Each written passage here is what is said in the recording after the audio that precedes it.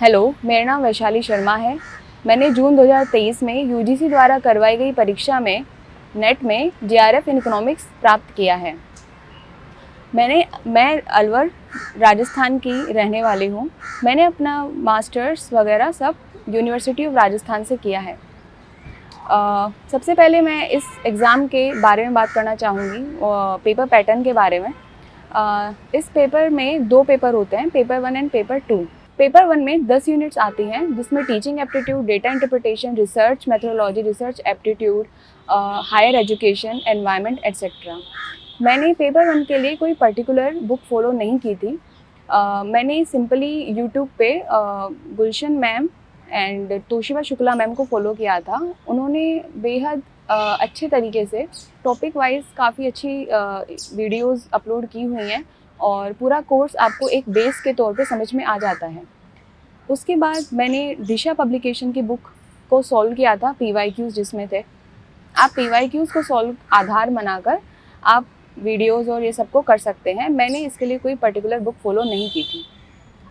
Paper 2 जो होता है वो सब्जेक्ट बेस्ड होता है। इसमें आपने जिसमें मास्टर्स किया होता है उसमें ही ये है लगता है, आप उसी से ही अपना फॉर्म फिल करते हैं। मेरा जैसे इकोनॉमिक्स सब्जेक्ट था तो मैंने इकोनॉमिक्स में ही इस एग्ज़ाम को फिल किया था। ये एग्ज़ाम बेसिकली यूजीसी द्वारा 2 बार करवाया जाता है इन अ ईयर, जून और दिसंबर में नॉर्मली। पेपर 2 में 10 यूनिट्स होती हैं।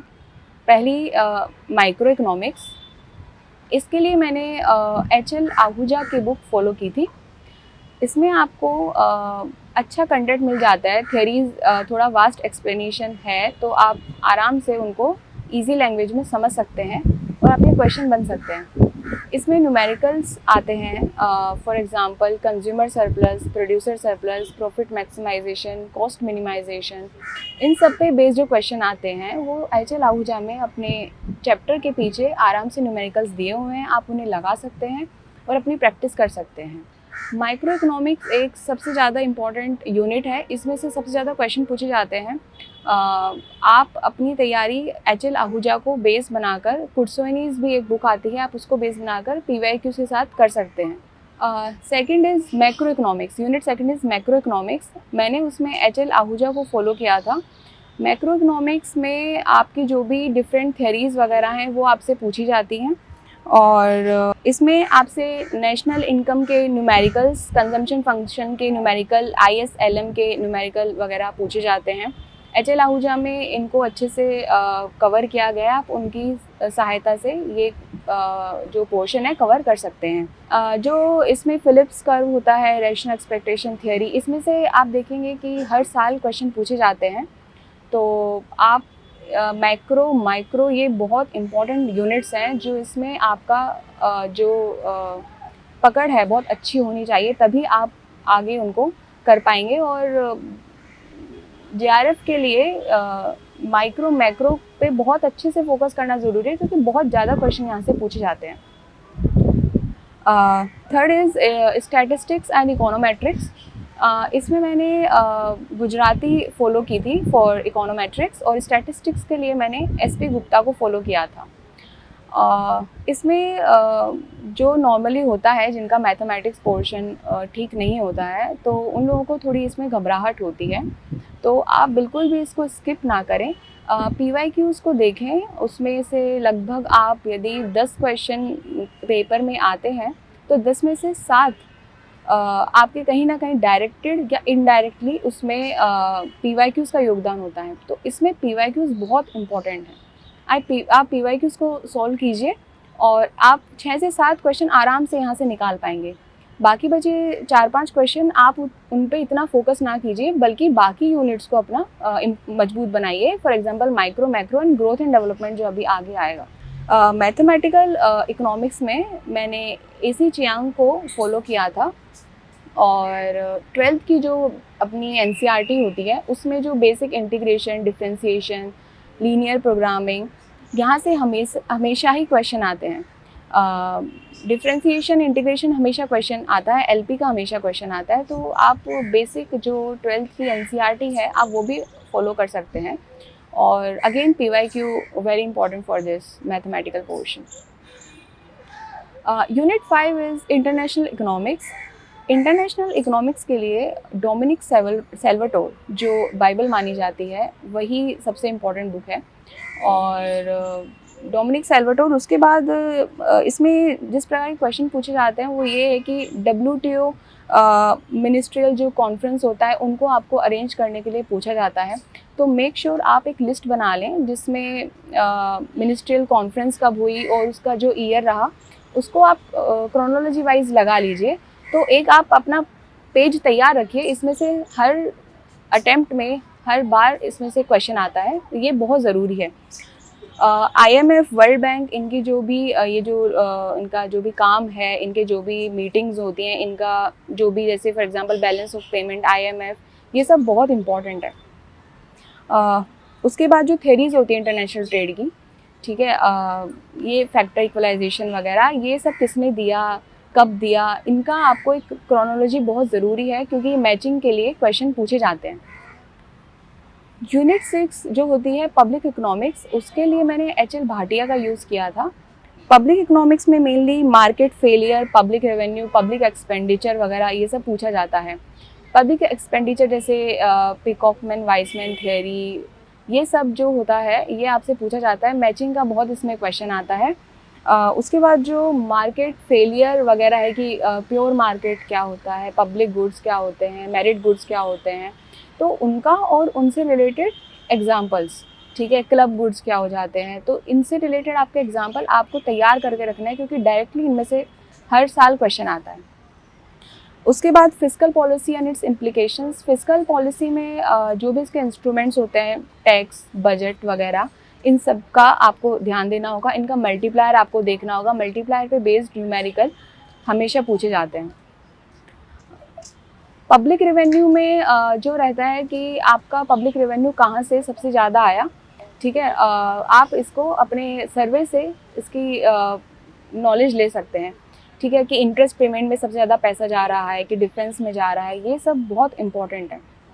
उसके बाद यूनिट 7 जो मनी बैंकिंग है, इसमें मैंने पर्टिकुलरली कोई बुक अलग से कोई फॉलो नहीं की थी। HL भाटिया जो पब्लिक फाइनेंस की बुक है उसमें ही मनी बैंकिंग के अलग अलग पोर्शन दिए गए हैं, तो आप उनमें से भी चीज़ें अपनी कर सकते हैं कवर।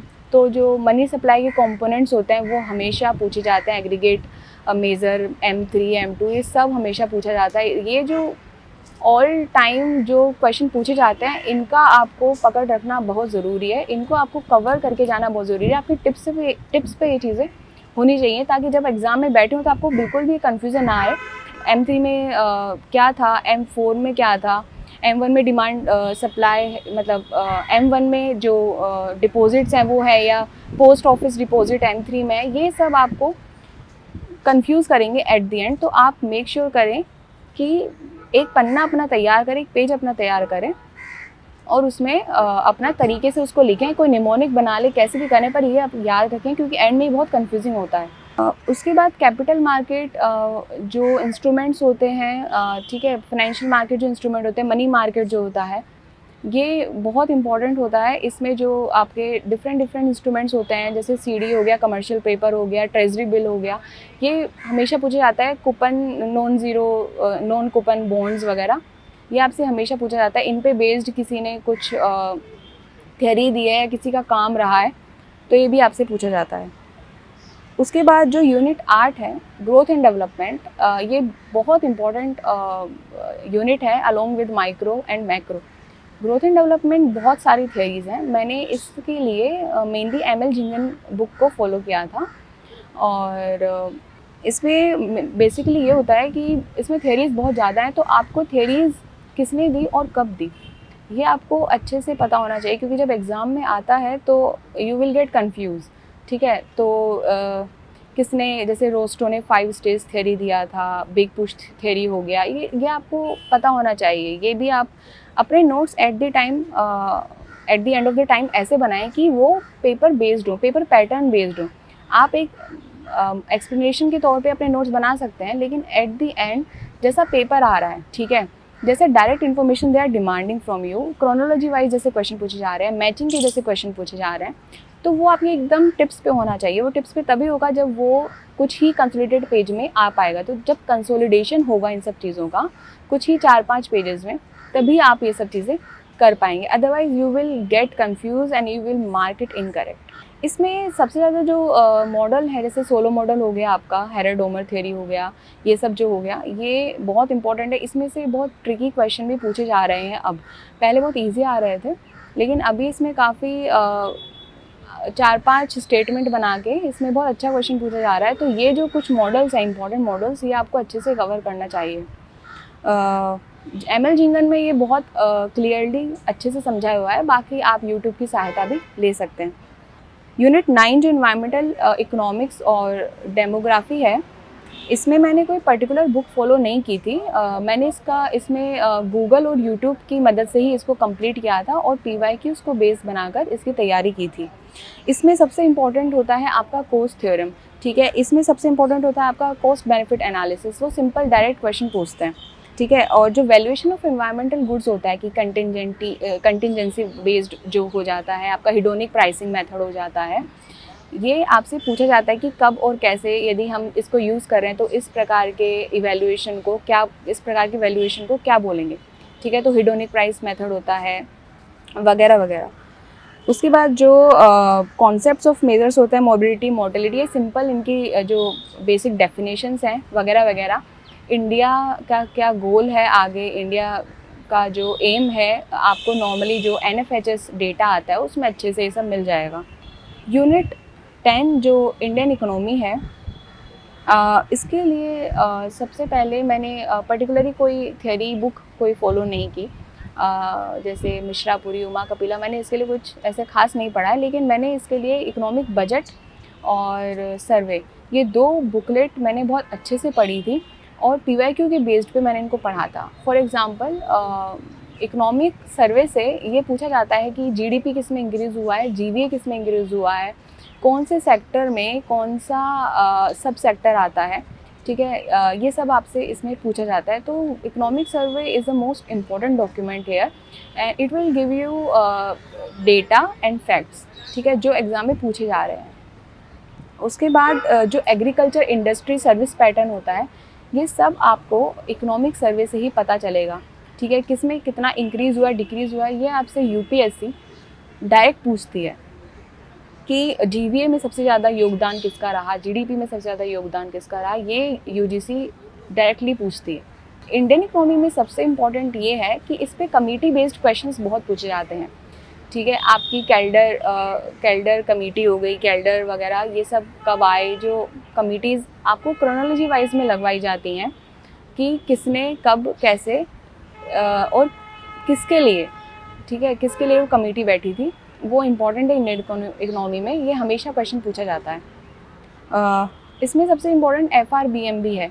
FRBM के जो 3 फ्रेमवर्क्स होते हैं वो पूछा जाता है कि इनमें से कौन सा नहीं है। प्लस फाइनेंस कमीशन आपसे जो लेटेस्ट रहता है, या ऐसा नहीं कि लेटेस्ट, पिछला वाला भी आपसे पूछा जाता है।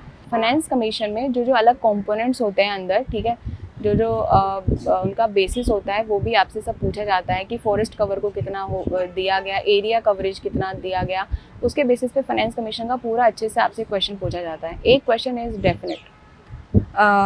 इसमें एक होता है कि पैसेज भी इस पेपर में एक आता है, तो आपके 1 या 2 पैसेज UGC हमेशा देती है। वो पैसेज बहुत इजी होते हैं, तो आपके 5 क्वेश्चन मतलब 10 नंबर तो मतलब कहीं नहीं गए। 10 नंबर आपके इजी हैं, बहुत इजी पैसेज आता है। कभी कभी